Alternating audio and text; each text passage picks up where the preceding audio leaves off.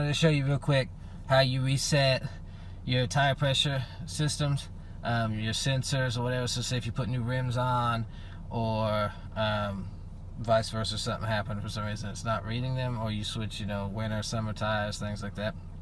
So you want to scroll over till you get to this service screen, go down to tire pressure monitor, then hit the arrow down again. It'll come up and says use current pressure as new reference values, hit OK, and then it'll reactivate.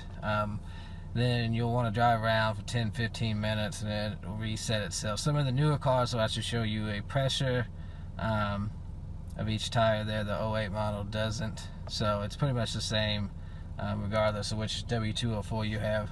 You just have to go past the area that gives you the tire pressures on the newer model. So I hope you guys enjoyed this, found this helpful, liked the video. If so, check out some other videos and subscribe so you don't miss any amazing content. As always, have a nice day. Peace.